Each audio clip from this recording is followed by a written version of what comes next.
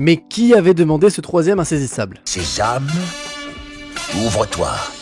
T'as raison, lâche rien, mérite. Ça se tentait, hein. Sérieux? On sait jamais. Si, là, je crois que tu savais. Bonjour à tous, c'est Thibaut Cordier, bienvenue dans le coin de Thibaut et on est parti pour cette critique du film Insaisissable 3, Now You See Me, Now You Don't en anglais. Donc 10 ans presque après la sortie donc du numéro 2, 13 ans après la sortie du numéro 1, ça y est, on a donc un troisième Insaisissable qui devrait donc conclure ou pas, on y reviendra dans cette critique, dans cette vidéo, donc cette trilogie des films Insaisissables. Très rapidement avant de venir au cœur du sujet, quel est mon avis moi sur les deux premiers films notamment. Et bien pour moi c'est des films très divertissants, très efficaces, mais moi j'ai toujours un problème et je l'ai sur ce troisième film, c'est ce côté en fait trop facile. En fait c'est que on est sur des magiciens mais qui sont limite des super-héros quoi, c'est même plus de la magie tu vois de proximité, enfin en tout cas comme on peut le voir dans notre vie de tous les jours, dans les spectacles, dans tout ça. Non, là on est vraiment sur de la magie cinéma, on est à la limite d'être dans Harry Potter et en fait c'est que des facilités scénaristiques, presque des Deus Machina qui arrivent toutes les 2 secondes, enfin bref. C'est trop facile, c'est too much et à chaque fois moi je suis là et oui et bien sûr et oui et bien sûr et le plus intéressant finalement c'est à chaque fois les retournements finaux. Effectivement à chaque fin de film tu as donc un retournement final et à la fin du film tu as un développement d'intrigue, en tout cas tu as un cliffhanger voilà qui te donne envie d'aller voir celui d'après.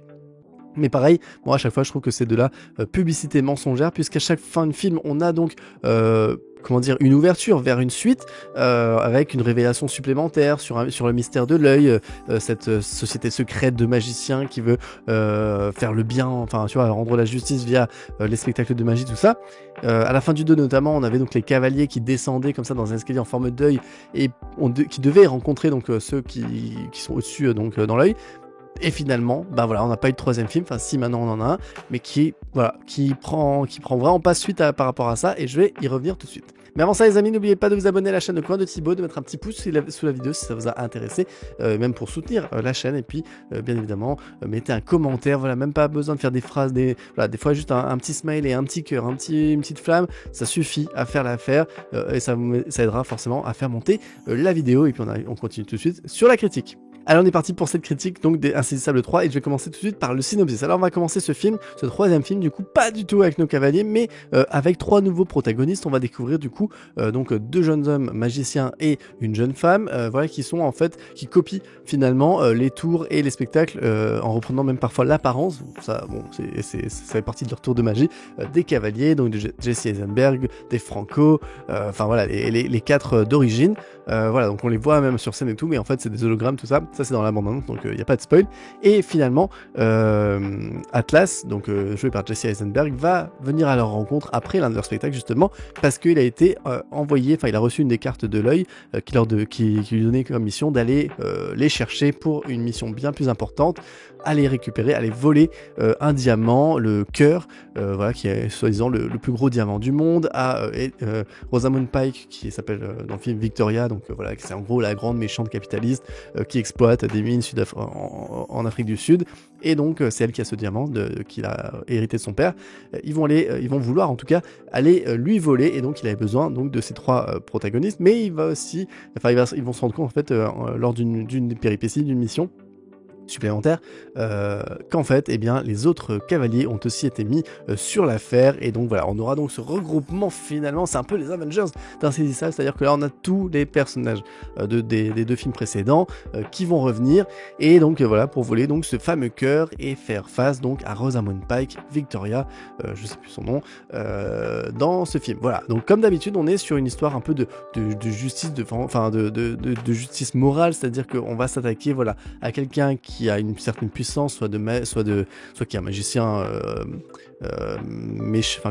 opposant, adversaire, soit qui a une puissance financière ou politique ou que sais-je, et en gros on est vraiment dans ce côté justicier en tout cas des cavaliers. Ça, on est dans le même jus, vraiment. Le film franchement est très homogène par rapport aux deux films précédents. On est tout de suite dans l'ambiance, et tout de suite, on n'est pas perdu, vraiment. Il y a les musiques et tout ça. Il y a la façon de filmer, tu sais, tous ces travelling, machin, où les dialogues s'enchaînent, ça coûte moins cher à produire, ça prend moins de temps à tourner, bien évidemment, comme dans les séries maintenant, un peu comme dans les séries CW, c'est vraiment ces travelling autour des personnages. Voilà. franchement, en termes de réal, on peut rien dire, c'est très bien exécuté, c'est très efficace, les décors sont très beaux, ça, en plus ça vient un peu en Belgique, en France, en Arabie Saoudite, bon voilà, on voyage un peu, ça fait plaisir quand ils viennent en France forcément, ou en Belgique, bien évidemment. Donc voilà, franchement, sur ça, il n'y a rien à dire, ça se passe pas vraiment en Amérique, un petit peu au début, et puis voilà. Mais vraiment, moi, encore une fois, mon souci, c'est les retournements, les facilités, les tours de magie qui ne sont même plus des tours de magie, enfin si, mais de la magie Harry Potter, enfin on n'est pas du tout sur des trucs faisables par le commun des mortels, enfin pas en si peu de temps, pas en machin. Alors oui, tu vas me dire, il y a la suspension d'incrédulité, oui, mais je sais pas pourquoi, sur ces films, ça ne fonctionne pas pour moi. Sur ces films, je suis là à me facepalmer tout le temps, à me dire non mais c'est too much, c'est too much, c'est too much.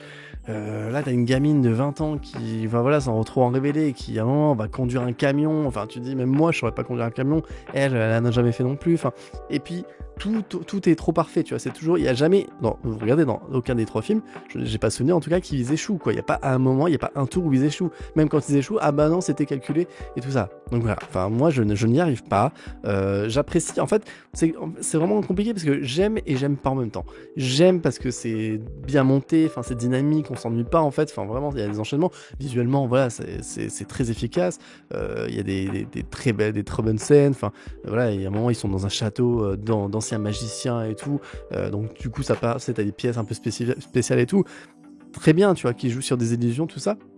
Et ça, c'est finalement le plus intéressant parce qu'on voit là des vieux tours de magie et des illusions d'antan presque, tu vois, et avec du truc practical et tout ça. Mais ensuite, très rapidement, on retombe sur ces facilités, sur ces machins, ils disparaissent comme des fantômes. Enfin, et après ils vont dire que c'est une trappe. Oui, mais la façon dont ils disparaissent, personne aujourd'hui ne fait ça, tu vois. Enfin, j'ai pas vu de magicien faire ça. Voilà. Donc bon, en plus là avant la séance en avant-première, on avait un petit magicien. Bon. Clairement ce n'est pas un des cavaliers, voilà. Mais très rapide, mais donc pour finir, ouais, c'est en fait si vous avez aimé les 2 premiers films, forcément vous allez aimer celui-là, mais je trouve, enfin je sais pas comment dire, c'est moyen, enfin c'est moyennement écrit, c'est beaucoup d'explications à chaque fois, tu vois, pareil il y a ce truc de c'est quand même une troupe connue, les cavaliers par exemple, c'est des magiciens très connus, c'est comme Copperfield, tout ça, bon. Quand il arrive sur scène, il est pas là à se présenter à chaque fois. Là, chaque fois qu'ils arrivent sur scène, il te redonne le nom, le prénom. Enfin, tu vois, alors au début, bon, tu dis c'est malin parce qu'en même temps, ça permet de te réexpliquer, de te redonner un peu les noms des personnages. Oui, mais en même temps, ça alourdit les choses. Tu vois, c'est pas naturel. Enfin, ça. Moi, je suis JD Atlas. Moi, je sais plus les noms, mais Mike Flyer. Hein. Puis en plus avec des bons noms américains, tu sais. Enfin, vraiment cliché américain. Trop de facilité scénaristique, c'est trop facile. Enfin, du coup, c'est vraiment écrit très moyennement. C'est très comment dire, feignant ou je sais pas, enfin c'est trop explicatif, il y a trop, et plein de fois en fait on te réexplique, ah oui mais machin, ah oui ça fonctionne comme ça, je sais plus, enfin tu sais que attends mais ça veut dire quoi, enfin c'est les personnages qui se posent des questions entre eux et tiens, alors qu'ils sont censés le savoir, enfin tu vois on parle de magie, de trucs comme ça, attends tu peux me réexpliquer ça parce que je m'en souviens plus trop bien, ah oui mais en fait ce tour là il permet de faire ça, enfin tu vois c'est que des trucs comme ça, c'est juste pour t'expliquer à toi spectateur, et du coup voilà il y a quand même une écriture assez feignante, assez moyenne en tout cas en termes de dialogue, c'est pas, enfin voilà, après on y va sûrement pas pour les dialogues, mais voilà, moi ça me dérange, ça me sort en fait du truc, après est-ce que c'est la version française, je sais pas, bon là on reconnaît quand même Donald Renew, Dorothée Pousseau, enfin voilà c'est quand même des voix assez connues, je sais pas, enfin, je sais pas, il y a vraiment un truc qui me dérange à chaque fois dans ces films, c'est, oui, les dialogues, les machins, enfin, c'est bien sans être bien, c'est feignant, c'est vraiment du film juste et pour être efficace, mais ça mériterait, ça pourrait être plus que ça, en fait, voilà. C'est que je vois le potentiel, ça pourrait être vraiment des chefs-d'œuvre, ces films, ça devrait être un peu comme un Saw, mais version, pas du tout gore, hein, un Saw en mode puzzle, c'est-à-dire des films puzzle comme le film en lui-même, enfin, dans l'histoire, mais avec le spectateur et de façon mieux construite, en fait, plus réfléchie. Là, en fait, c'est que génial dans le film. En gros, le retournement est parfait dans le film, mais tellement, comment dire, tellement avec des facilités scénaristiques tout le temps que toi, tu ne peux pas trouver ça génial, tu peux pas crier au génie de ce film, en fait, tu vas juste dire oui, j'ai passé un bon moment, oui, c'était un bon film, voilà, moi, la salle était pleine, j'étais même surpris, je me suis dit, putain, moi, bon, ça fait quoi, 1 mois ou 2 que je sais qu'il y a Insaisissable 3 qui sort au cinéma, bon, j'attendais pas plus que ça non plus, bon, peut-être parce que j'étais pas attaché, mais franchement, par rapport aux dernières sorties que j'ai fait, de films, là, c'était plein à craquer. Donc c'est qu'il y a quand même une appétence. Donc peut-être que c'est moi qui ai juste un souci avec ces films, pourquoi pas. Et donc voilà. Et puis après, il y a un truc qui m'a un peu dérangé dans ce film-là, enfin, que je trouve un peu dommage, surtout. Moi, ça me fait un peu mal, peut-être, parce que j'ai que 30 ans et que je me dis, bon, je sais pas, Jesse Eisenberg, bon, ça fait partie des acteurs pas de l'enfance, mais tu vois, j'ai un peu enfin, de mon adolescence avec Social Network, tout ça. Et là, tu te dis, bon, il le traite vraiment comme un boomer, comme un vieux, Dave Franco aussi, enfin tu vois, ils ont quoi, 35, 40 ans, enfin tu dis ils sont pas si vieux que ça et on les traite vraiment comme les vieux, comme des vieux acteurs, comme genre Tobey Maguire qui revient en Spider-Man. Et ça se comprend plus, ça fait, les films ont 20 ans. Bon là tu te dis bon, allez, le dernier film a max 10 ans. Bon, est-ce que c'est le film, tu vois, en fait c'est un film très nostalgique, très dans la vibe d'aujourd'hui, mais tu te dis bon, tu vois, il serait sorti dans 10 ans, pourquoi pas. Mais là, bon, je me dis, c'est pas trop loin non plus, c'est un peu tôt quoi pour commencer à faire tu vois, un film nostalgique avec les cavaliers machin. Bon, je sais pas, ça m'a un peu, je trouvais ça un peu poussif et un peu pas juste quoi. Enfin, comment dire, comment ça s'appelle, Harry. Même, alors les autres acteurs, je me rappelle même plus, mais même la meuf, tu vois, bon, ok, elle fait un peu plus, c'est vrai qu'elle a pris un petit peu dans la gueule aussi, mais bon, ça s'explique, tu vois, elle explique dans le truc qu'elle a eu un enfant, tout ça. Elle a pris un petit peu de poids, mais voilà, tu vois, c'est pas non plus des momies quoi. Et là, t'as vraiment ce truc des jeunes contre les vieux, machin. Et puis, alors ça aussi, c'est tellement cliché. Enfin, tu vois, en fait, c'est beaucoup de clichés, hein, ce film, franchement. Ce côté jeune contre vieux, machin, le vieux qui veut. Enfin, en plus, Jesse Eisenberg, à un moment donné, il est vraiment insupportable parce qu'il est vraiment en mode hyper arrogant, à donner des leçons tout le temps, avec règle numéro 1. Tu vois, en plus, c'est toujours ça, ça me fait vraiment penser en plus à. Comment ça s'appelle, le film de Zombieland, tu vois, où il a ses règles et tout ça, et c'est exactement le même type de personnage, enfin en tout cas sur ce côté-là, contrôlé et tout ça. Donc il y a un moment, il est même très insupportable. Dave Franco, alors lui il ressemble de plus en plus à son frère James, et c'est vraiment, il y a une scène à la fin où j'étais là, putain, mais on dirait vraiment James Franco, donc il pourrait limite reprendre le rôle de son frère s'il y avait un Spider-Man 4, bon, puisque le personnage est décédé, mais bref, il ressemble de ouf à son frère là dans le film. Donc c'est assez troublant. Enfin bref, ils sont pas si vieux que ça quoi. Et donc voilà. Donc en gros, si vous avez aimé les deux premiers films, franchement vous avez kiffé, c'est sûr. J'ai pas passé un mauvais moment, mais voilà, trop de facilité, trop de trucs où je me suis. C'est dommage, en fait, ça gâche. Ça pourrait être des films exceptionnels, vraiment, ça pourrait être des chefs-d'œuvre de retournement de situation, tout ça, un peu lâché à Shyamalan, ou je vous le dis, un peu comme dans Saw, mais sans le côté gore du tout, juste avec des retournements de ah putain, ok, ça s'est passé comme ça, machin. Là, c'est trop. Les retournements sont trop, donc voilà. En tout cas, moi, je vois encore une fois s'il y a une suite, un quatrième ou un cinquième. En fait, c'est des films, j'ai pas de, je peux les regarder quoi. Il y a pas de souci là-dessus. C'est parce que c'est très bien monté, il y a du rythme, tout ça, ça s'enchaîne très vite.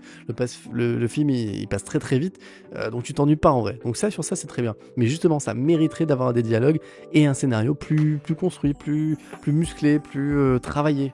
Là, c'est très superficiel finalement. Voilà. Donc voilà les amis, ce que je pouvais vous dire sur ce film Insaisissable 3. Dites-moi en commentaire ce que vous en pensez. Est-ce que c'est moi le boomer finalement qui n'aime pas ces films? Est-ce que vous avez kiffé, vous avez passé un super moment? Mais moi aussi, hein, en vrai, j'ai passé un bon moment. C'est juste que si je dois critiquer, si je dois dire voilà, les plus et les moins, bon, les plus très bien réalisés, très bon décor, machin, efficace, bien monté, dynamique, tout ça, pas de souci. Dans les moins, bon voilà, c'est facilité scénaristique et c'est lourdeur, voilà, d'écriture qui me sortent moi à chaque fois du film et des deux premiers aussi.